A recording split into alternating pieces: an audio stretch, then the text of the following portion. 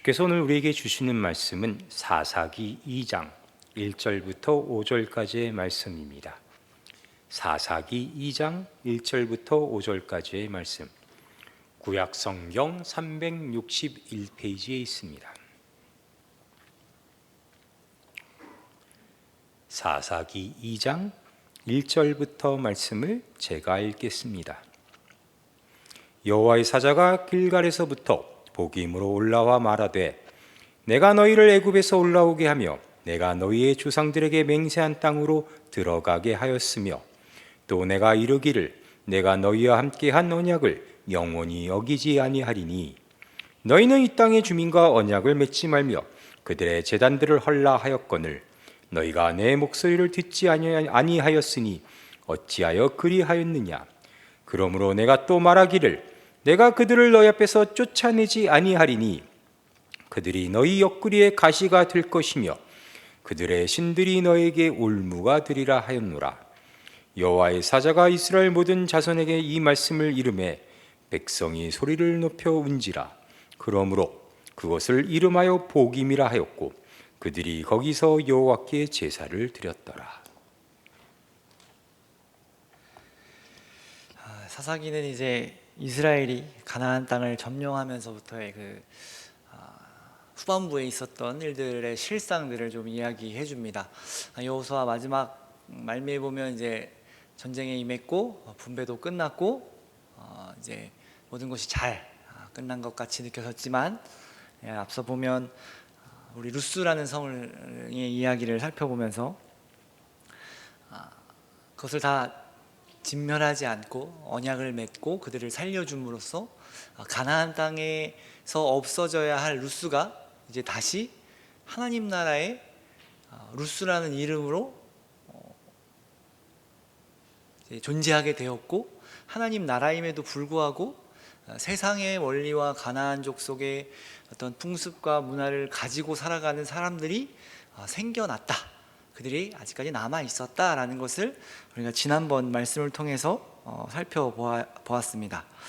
그래서 사사기 1장 이제 27절 마지막 부분에 보면 후반부에는 이스라엘이 쫓아내지 못한 가나안 족속들에 대한 이제 설명들이 나옵니다. 각 지파별로 이제 쫓아내지 못한 민족들이, 가나안 족속들이 있었다라는 것을 쭉 나열하고 있는데, 대표로 이제 27, 28절만 보면 므낫세가 베스안과 그에 딸린 마을들의 주민과 다아낙과 그에 딸린 마을들의 주민과 돌과 그에 딸린 마을들의 주민과 이블로암과 그에 딸린 마을들의 주민과 무깃도와 그에 딸린 마을들의 주민들을 쫓아내지 못하매 가나안 족속이 결심하고 그 땅에 거주하였더니, 이스라엘이 강성한 후에야 가나안 족속에게 노역을 시켰고 다 쫓아내지 아니하였더라.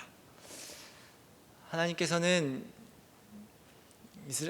이스라엘 백성에게 가나안 땅을 점령하면서 그들을 다 몰아내고 진멸하도록 명령하셨지만, 우리가 계속해서 앞에서 살펴보았지만 가나안 땅의 좋은 것들을 부러워했고 그것들을 가지고 싶어서 그들을 그냥 두기로 이스라엘이 결정하였고 그들을 쫓아내지 이제 못했던 것입니다. 이렇게 오늘 그 27, 28절을 보면, 방금 읽은 보면 여러 주민들을 쫓아내지 못했고 이스라엘이 강하게 좀 밀어붙이지 않았던 것 같은 느낌이 나죠. 왜냐하면 그 주민들이 결심하고 그 땅에서 거주하니까 이스라엘이 쫓아내지 못했다, 이제 이렇게 이야기를 하죠. 그리고 나중에 이스라엘이 강대해진 후에야 그들에게 노역을 시켰다, 그러니까 그들을 종으로 삼았고 그들에게 노역을 시켰다라고 이제 하는 것을 보면, 강하게 그들을 진멸하려고 노력하지 않았고 그들을 쫓아내려고 노력하지 않았다라는 것을 알 수 있습니다. 사실 말이 좋아서 노역이지 그냥 같이 살기로 결정한 겁니다. 이스라엘이 스스로 그들과 함께 살기로 결정한 것이죠. 나중에 강대해졌을 때 그들을 내쫓았으면 되는데, 그때 가서 내쫓았어도 되는데, 이스라엘 백성들은 강성해지고 그들을 전부 제압했음에도 불구하고 그들을 쫓아내지 않았고 노역을 시키기로 결정한 것이죠. 그렇게 이스라엘 전쟁은 끝나고 이제 오늘 본문이 이제 시작됩니다. 뭐 얼마의 시간이 지났는지는 정확히 나와 있지는 않지만 하나님의 사자가 길갈에서부터 복임으로 올라왔다. 이제 이렇게 이야기를 합니다. 길갈에서부터 복임으로 올라와서 하나님의 말씀을 전하죠. 의미심장한 지역인데 길갈은 여호수아에서 우리가 좀 살펴보았는데 이스라엘에게는 매우 의미가 있는 장소입니다. 여호수아 4장 19절에서 24절을 좀 한번 함께 찾아보겠습니다. 여호수아 4장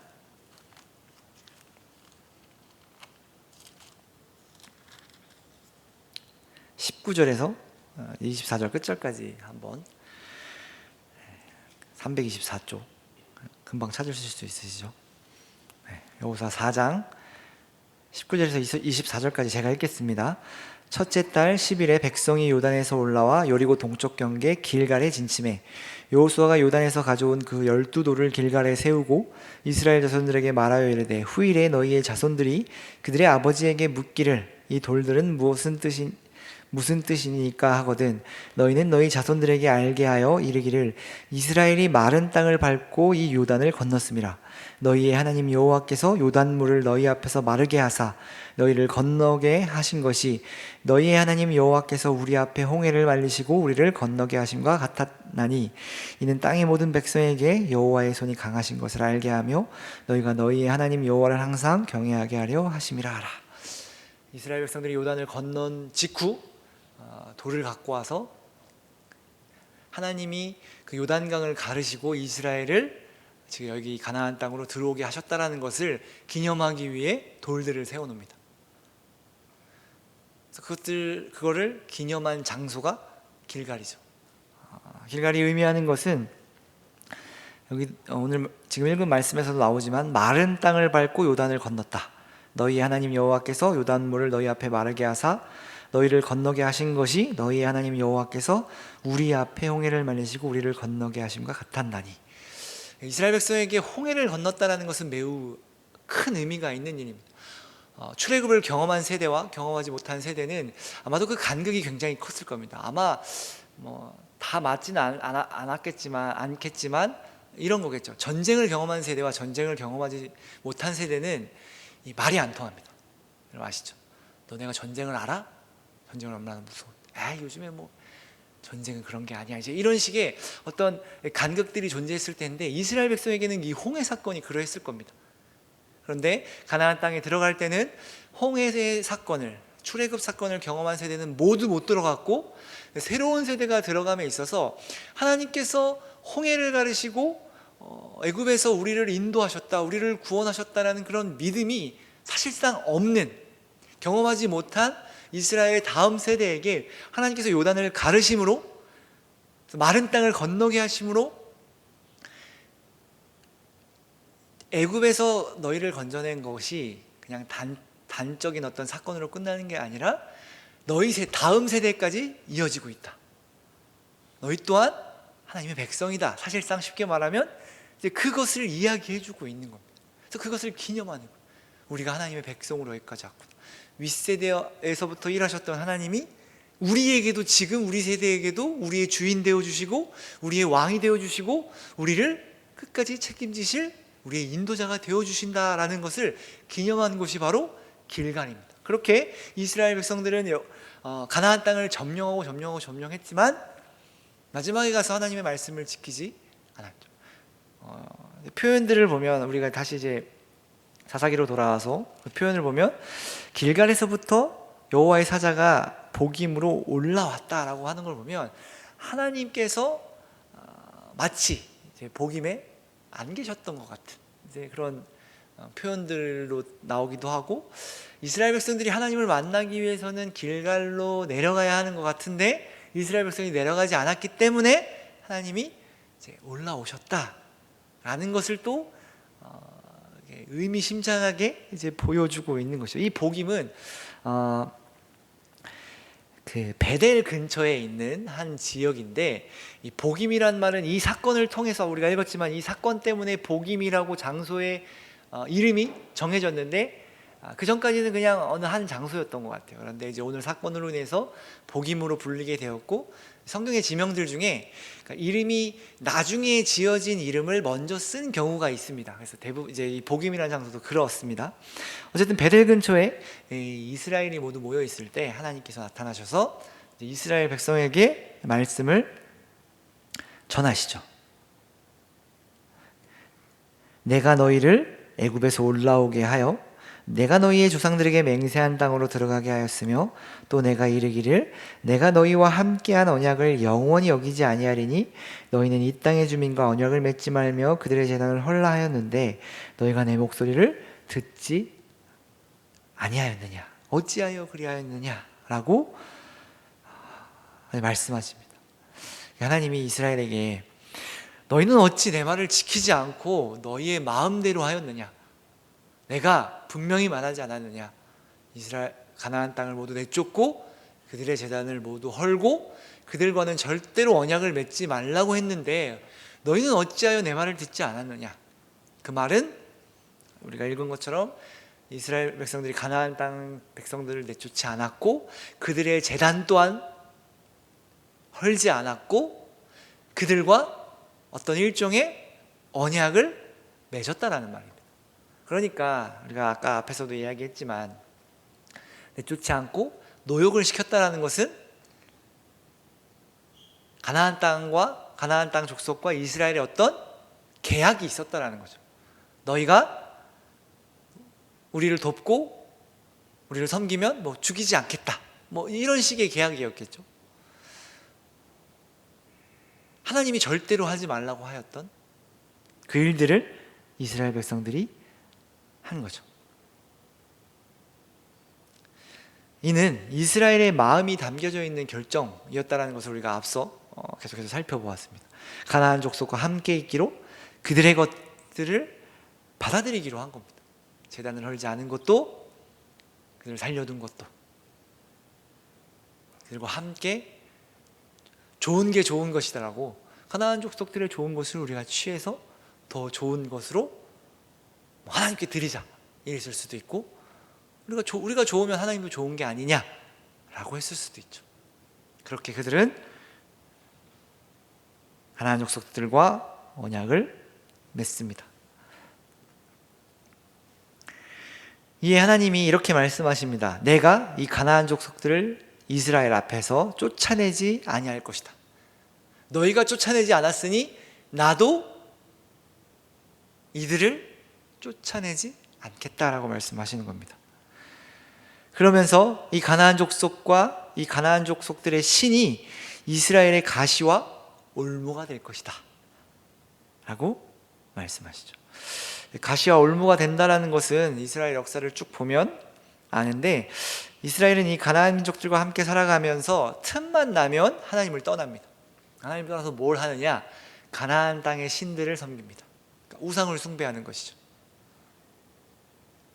하나님을 떠나고 하나님을 버리고 가나안 족속들의 우상을 섬기고 그로 인해 벌을 받고 심판을 받고 다시 하나님을 찾고 하나님께서 다시 구원하시고 또 잠깐의 평안을 누리다가 또다시 하나님을 배신하고 이 역사가 반복됩니다. 사실 사사기라는 책은 이 역사의 반복을 계속해서 보여주는 책이기도 합니다.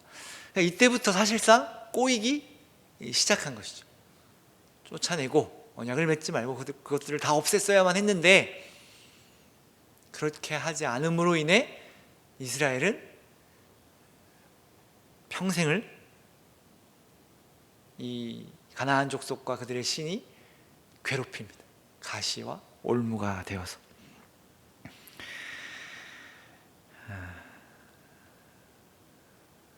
어쩌면 이 사사기에서 가나안 족속을 모두 쫓아내고 모든 제단을 헐고 하나님의 말씀대로 제단을 다 헐고 다 진멸하고 그들과 언약을 맺지 않았더라면, 물론 않았더라면이라는 게 의미가 없지만 않았더라면 이스라엘은 하나님을 잘 섬겼을지도 모르겠습니다.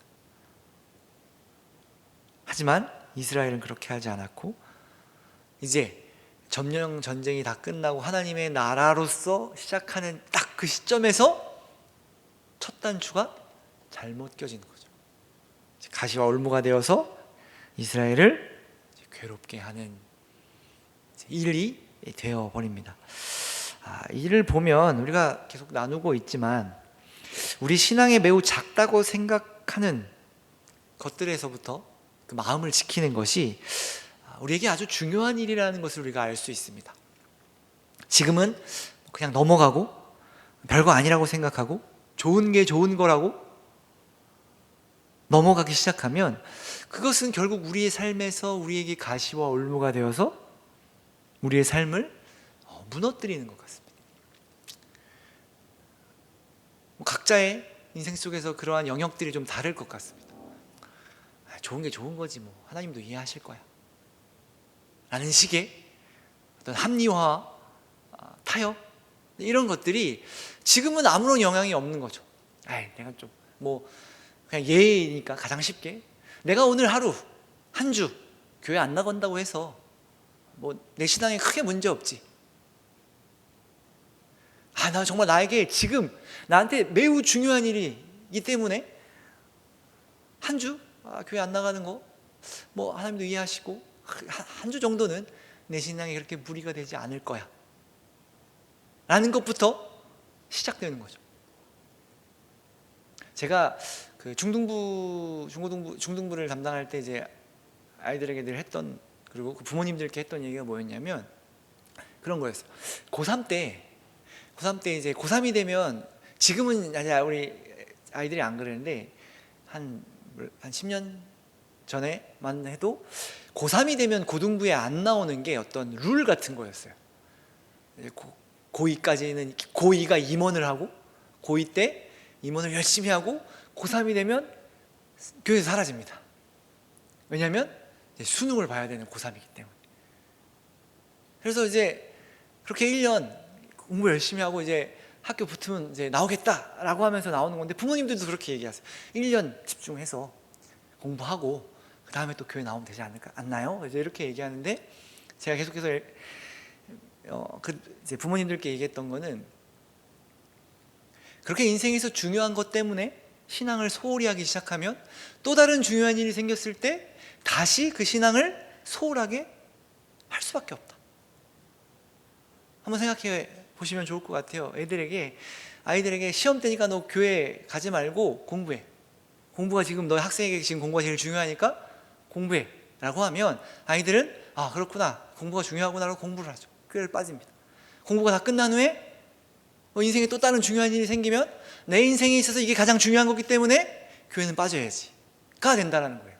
제가 교회를 빠지는 것 때문에 말하는 건 아니지만, 하나님보다 중요한 것이 있다라고 생각이 들고 그게 익숙해지고 그렇게 합리화하기를 시작하면 내 인생에 하나님보다 중요한 게 너무나도 많다라는 겁니다. 그리고 그런 것들이 생길 때마다 우리는 하나님보다 다른 중요한 것들을 선택하게 된다는 거죠. 왜냐하면 어렸을 때부터 그것들을 선택해 왔으니까. 제가 교회라고 예를 들어서 이제 교회에 빠지고 안 빠지고지만 좀 쉽게 설명할 수 있기 때문에 얘기를 하는 겁니다.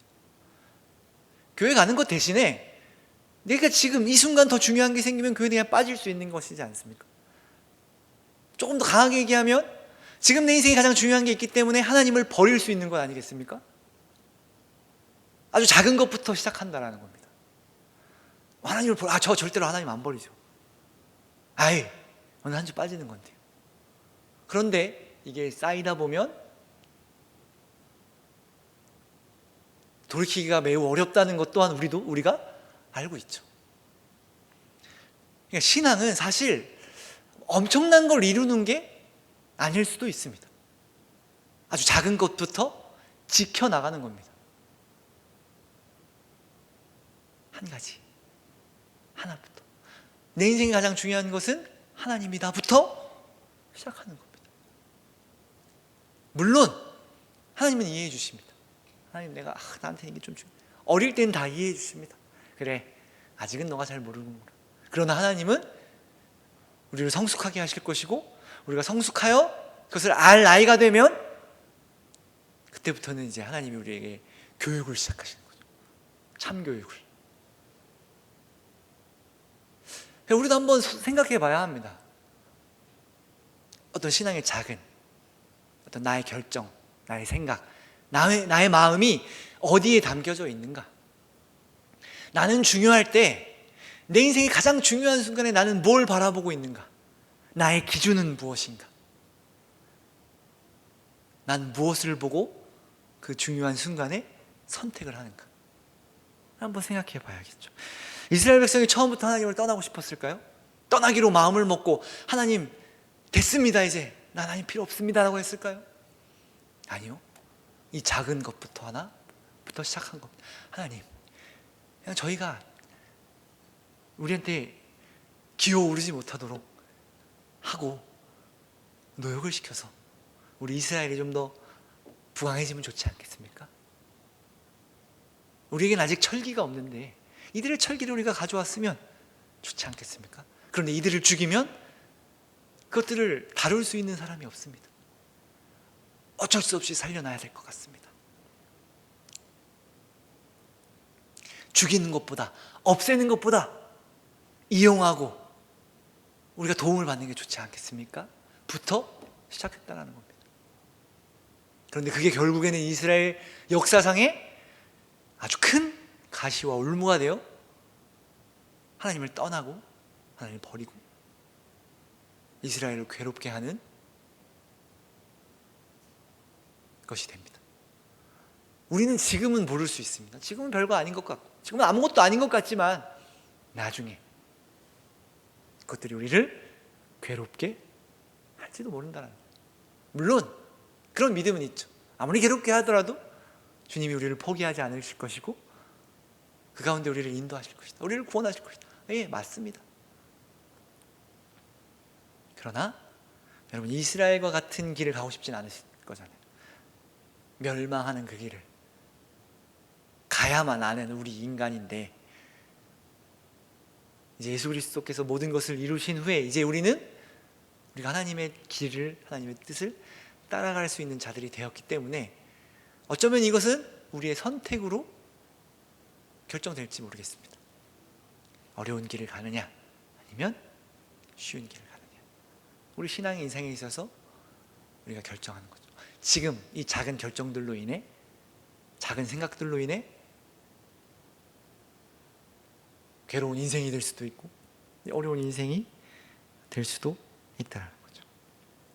그래서 우리는 편안함과 그런 안주함이 주는 유혹을 좀 늘 경계해야 할 것 같습니다. 좋은 게 좋은 거고 편한 게 좋은 거고 안주하는 게 좋지. 세상의 것을 바라고 구하며 그것을 따라가다 보면 어느 순간 우리는 주님을 바라보지 않고 내 욕심을 따라 살아가게 될 것입니다. 그래서 늘 우리는 고민해야 되는 것 같습니다. 돌아봐야 하는 것 같습니다. 내가 어떻게 살고 있나. 지금 이스라엘도 그런 것 같습니다. 왜냐하면 하나님께서 이러한 말씀을 하시고 너 이제 가시와 올무가 될 거야 라고 했더니 굉장히 충격을 받은 것 같아요. 우리가 잘못했구나 하면서 이스라엘 백성들이 소리를 높여 울기 시작합니다. 얼마나 울었으면 그 장소의 이름을 복임이라고 정합니다. 성경에 보시면 밑에 보면 각주 1번에 보면 복임이라는 뜻은 우는 자들이라는 뜻입니다. 우는 자들. 얼마나 울었으면 그 지명을 그냥 우는 자들이라고 바꿨다라는 겁니다. 충격을 받아서 울었죠. 후회했겠죠. 우리가 왜 그랬을까? 후회가 되니까 우는 거 아니겠습니까? 충격을 받았으니까 울지 않았겠습니까? 잘못한 걸 알았으니까 울지 않았을까요? 그냥 울었을지는 않았겠죠. 나랑 뭐 상관이 없고 난 잘못했다고 생각도 안 하는데 억울해서 울었을까요? 그런 건 아니겠죠. 후회하고 충격을 받았고 슬프니까 울었겠죠. 그런데 하나님의 말씀을 듣고 울며 후회했는데 그걸로 그냥 끝이 납니다. 뒤에 그 어떤 내용도 나오지 않습니다. 어떤 내용이 나와야 할까요? 울고 후회하고 그리고 어떻게 해야 됩니까? 하나님께로 돌아가야죠. 회개해야죠. 돌아서야죠. 그런데 이스라엘 백성들은 울고 끝납니다. 울고 후회하고 끝. 그리고 뒤에 이어지는 내용을 보면 이스라엘 백성들은 하나님을 버립니다. 하나님의 말씀으로 인해 그들이 잘못되었다는 것을 깨달았지만, 충격을 받아 후회했지만 그냥 그걸로 끝났다라는 겁니다. 그냥 복임이 된 겁니다. 우는 자들, 우리 인생은 그냥 우는 것이구나, 후회와 울음으로 가득한 인생이구나, 끝. 그 길에서 돌이켜 하나님께 나아가야 했지만, 이스라엘은 돌이켜야 함에도, 하나님의 은혜와 긍휼을 알았음에도, 우리가 돌아선다면, 우리가 이것을 잘못들을 뉘우치고 하나님께로 돌아간다면 하나님이 우리를 용서하실 것이라는 것을 알았음에도 이스라엘 백성들은 하지 않았다라는 겁니다. 여호수아와 함께 전쟁 가운데 그들이 잘못한 일들로 인해서 전쟁에 실패했고, 그런 잘못된 것들을 하나님께 아뢰고 돌이켜서 다시 거룩하게 한 후에 전쟁에 임했을 때 하나님은 승리케 해주셨습니다. 이스라엘 백성들의 잘못들을 계속해서 용서해 주셨습니다. 광야 생활에도 그렇고 출애굽을 한 직후에도 계속해서 하나님은 이스라엘 백성들의 잘못을 용서하셨고, 그들이 뉘우쳐 돌아올 때마다 그들을 안아주셨습니다. 품어주셨습니다. 그런데 지금 이 사건에서는 이스라엘 백성들은 돌아가지 않습니다. 울며, 하나님, 그럼 우리가 어떻게 해야 합니까? 하나님, 지금 이렇게 상황이 이렇게 벌어졌는데 이제 우리가 어떻게 해야 합니까? 라고 물었어야 되는데 묻지 않습니다. 그냥 울고 끝났어요. 신세 한탄만 하면 끝난 거겠죠. 한편으로 생각해보면, 왜 울고 끝났을까를 생각해보면 버릴 수가 없었겠죠. 그 가나안의 좋은 것들을 포기하고 싶지 않았겠죠. 분명히 하나님 어떻게 해야 됩니까? 라고 물으면 하나님께서 그것들을 모두 없애고 다 진멸하고 다 내쫓고 다시 내 말을 들으라라고 하실 것 같으니 포기할 수 없겠죠. 여러분 인생 살다 보면 이러한 고민을 하지 않으십니까? 저 또한 이런 고민을 많이 했던 것 같아요. 하나님, 내가 잘못한 거 아는데 어떻게 할까라고 물으면 당연히 지금 하고 있는 것들을 하지 말라고 하실 것 같은 거예요. 내가 지금 여기까지 이루어 놓은 게 있는데, 그것이 잘못됐음에도, 그걸 알고 있음에도 여기까지 왔는데 하나님께 물으면 당연히 다 포기하고 새롭게 하라고 그러실 것 같은 거죠. 그러니까 포기할 수가 없더라고요. 저도 그렇더라고요. 와, 하나님 이거 어떡하죠? 지금까지 뭐 좀 더 과장을 더 보태면 뭐 이게 작은 일이 아니라 내 인생 모두를 부정당하는 느낌이 나는 것 같은 거예요. 하나님, 나 이거 다 무너지면 내 인생도 무너질 것 같은데 이거 어떻게 포기해요? 하나님, 그냥 넘어가 주시죠. 잘못도 알고 다 압니다, 하나님. 그러네, 다시 하나만 하지 말아주세요 라는 생각과 고민과 기도를 많이 했던 것 같아요. 결국에는 내려놓고 다시 시작할 수밖에 없었죠. 여러분은 어떠십니까? 여러분 어떠세요? 어떻게 살아가고 싶으십니까? 혹여나 어떤 작은 것들을 타협해서 지금 돌이킬 수 없을 만큼 여러분들이 어느 자리까지 왔다라고 친다면, 이제 내가 뭔가 잘못 가고 있었구나를 깨달았다면 여러분 돌이킬 수 있는 용기가 있으십니까?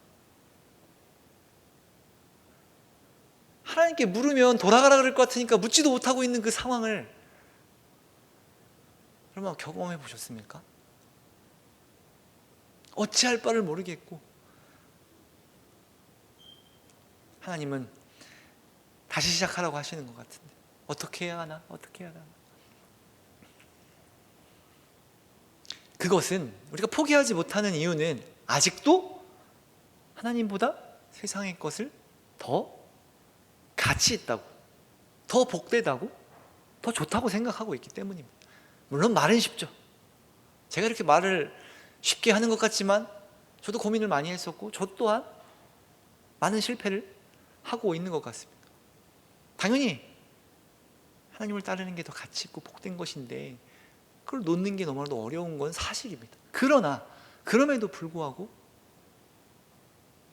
계속해서 말씀에서 이야기하는 것은 우리의 삶이 잘 되는 것보다, 잘못된 길로 가서 우리의 삶이 잘 되는 것보다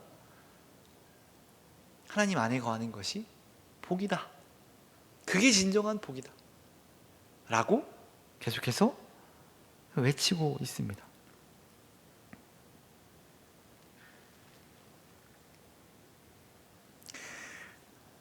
여러분 어떻게 살아가시겠습니까? 어떻게 살고 싶으십니까? 뭔가 또 되게 숙연해지고 제가 혼내는 것 같은데 혼내는 게 아니라 저도 고민하고 있는 것이고 오랫동안 고민해왔고 지금도 그 순간순간의 결정 속에서 결정하는 것이 고민되고 어려움을 겪고 있기 때문에 여러분은 어떻게 하고 계시나 같이 좀 생각을 나누고 또 말씀 앞에서 우리가 좀 다짐하고 좀 결단하면 좋을 것 같아서 여러분께 나누는 겁니다. 물론 지금 내가 가고 있는 게 잘 가고 있는지 잘못 가고 있는지도 모를 수도 있지만 혹여나 지금 내가 뭔가 잘못된 방향으로 가는 걸 깨닫게 된다면 그것은 하나님의 은혜입니다. 지금까지 해왔던 거 어떡하지도 분명히 걱정이 되지만 돌이킬 수 있는 게 하나님의 은혜입니다. 성경은 계속해서 우리에게 그것을 이야기해 줍니다. 돌이킬 수 있는 게 은혜다. 이스라엘 백성들이 너무나도 많이 돌이켜서 그냥 뭐 당연한 거라고 우리가 여겨지지만 만약에 한 번의 결정으로 끝나는 우리의 구원이라면 여러분 우리는 살떨려서 우리는 너무나도 두려워서 신앙생활을 제대로 할 수 없을 겁니다. 하나님께서 용서하시는 하나님이 아니라면, 하나님께서 우리를 돌이키는 것을 받아주시는 하나님이 아니라면 우리 인생의 한 발자국 한 발자국이 너무나도 두렵고 어렵고 힘든 신앙생활일 겁니다.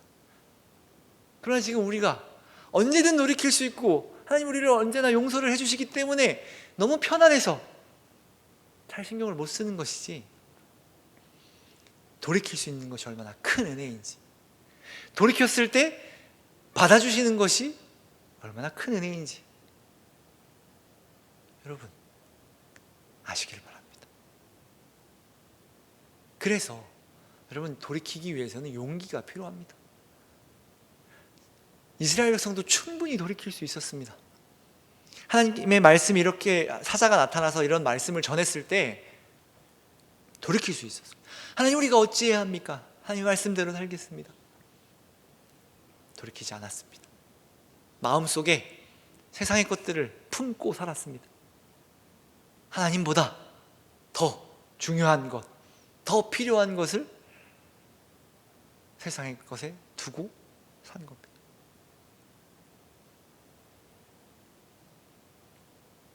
그러나 세상의 것이 아무리 좋다 해도 하나님과는 비교할 수 없다는 것을 여러분 잘 알고 계실 겁니다.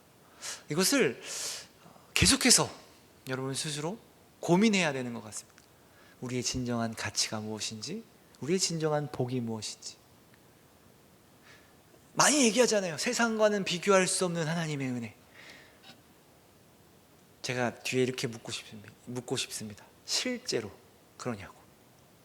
여러분 각자의 삶에서 실제로 그 무엇과도 바꿀 수 없고 비교할 수 없는 게 하나님의 은혜냐고. 저 또한 자주 묻습니다. 그래서 애를 쓰고 있습니다. 당장의 눈앞에는 하나님을 선택하는 것이 나의 인생에 아무런 도움이 안 되는 것 같은 상황에서도 말씀을 기억하며 진정한 복은, 진정한 행복은, 진정한 가치는, 진정한 잘됨은 하나님께 있다. 하나님께 있다. 하나님께 있다. 라는 것을 여러분 계속해서 고민하셨으면 좋겠습니다. 그리고 계속해서 애쓰셨으면 좋겠습니다. 그냥 되는 건 아닌 것 같습니다. 고민하고 후회도 하고 그리고 돌이키고 돌이킨 후에 다시 고민하고, 그렇게 여러분의 인생을 잘 살아가셨으면 좋겠습니다. 무엇이 더 가치 있고 귀하고 복된 것인지를 여러분 사실 우리는 머리로는 알고 있습니다. 수없이 들었고 이제는 그 삶을 실제로 살아가는, 그렇게 실제로 살아가려고 애쓰는 여러분 되셨으면 좋겠습니다. 울고 후회만 하는 것이 아니라 아프고 힘들더라도 돌이키는 삶을 살아가시고, 이 아픔이 아픔으로 끝나지 않을 것이고 괴로움이 괴로움으로 끝나지 않을 것이라는 주님의 그 약속을, 주님의 그 말씀을 기억하시며 하나님의 백성이요 자녀로 살아가는 것이 우리 인생의 가장 큰 복이며 은혜라는 것을 여러분 기억하시며 살아가는 저와 여러분 되기를 바랍니다. 기도하겠습니다. 하나님, 주님의 은혜를 기억합니다. 주님의 은혜를 생각합니다. 우리의 진정한 복이 주님께 있음을 다시 한번 고백하며 이제 우리 인생에 있어서 진정한 그 복과 은혜를 쫓아 주님을 바라보며 살아가고자 합니다. 주님, 우리에게 은혜 내려주시고 한 걸음 한 걸음 가는 그 길 가운데 주님 우리의 힘이 되어주시고 능력이 되어 주옵소서. 예수님 이름으로 기도합니다. 아멘.